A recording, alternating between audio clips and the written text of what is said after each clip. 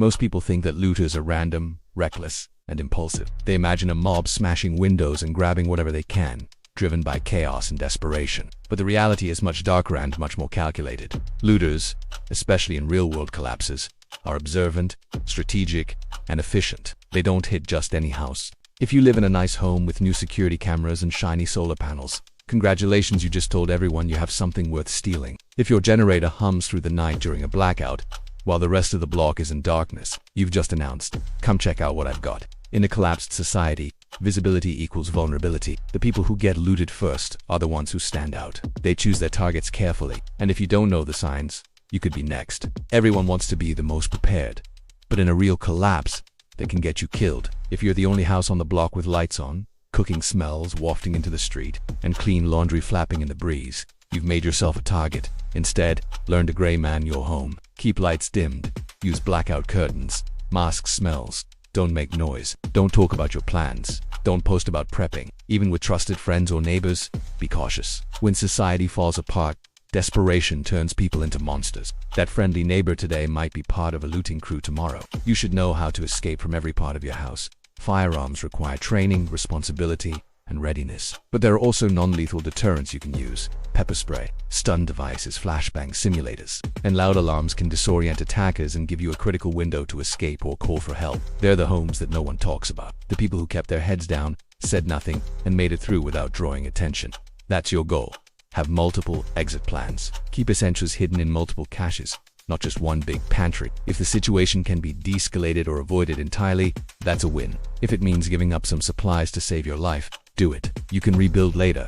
Would I look like a gold mine, or just another struggling family not worth the risk? That way, even if looters break in and find something, they won't find everything. Trust has to be earned, slowly and carefully. Silence is safety. You want to appear just as desperate and miserable as everyone else, whether you are or not. So, how exactly do looters choose their victims? Walking around the neighborhood in tactical clothing, malvests, and visible firearms might make you feel safe, but it also paints a big red X on your back. If you've ever posted photos of your food stockpile, your bunker, your bug-out bag, or your firearms, congratulations. You've made someone's list. Even deleted posts can be archived. In a collapse, people will remember the one time you bragged about prepping, and they'll come looking. It says, "This guy has weapons, food, and supplies and probably knows what he's doing." That's exactly the type of person looters want to hit because they assume you've got the good stuff. The truth is unsettling.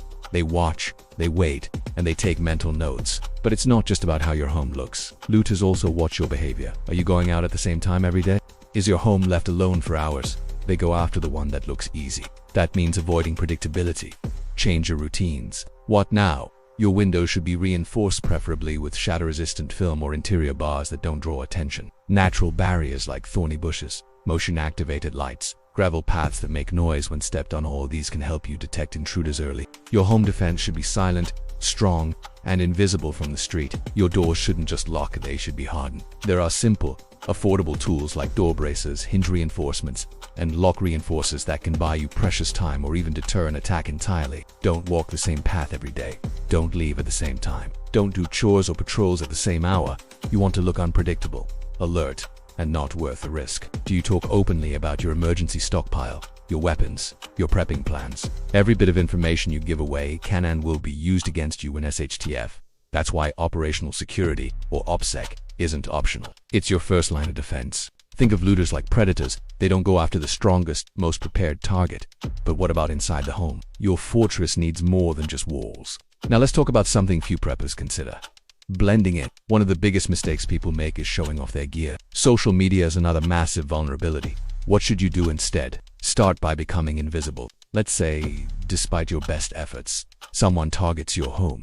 First, assess your perimeter. You should already have layered defenses inside.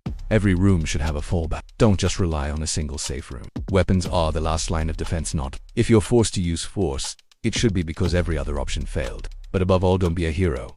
Survival is not about pride. It's about staying alive to fight another day. In the end, the safest homes during collapse scenarios aren't the most fortified, they're the most forgettable. So ask yourself right now, what does my house say about me? What would a looter see if they walked by tomorrow? Because in a world gone mad, your best weapon isn't firepower, it's invisibility.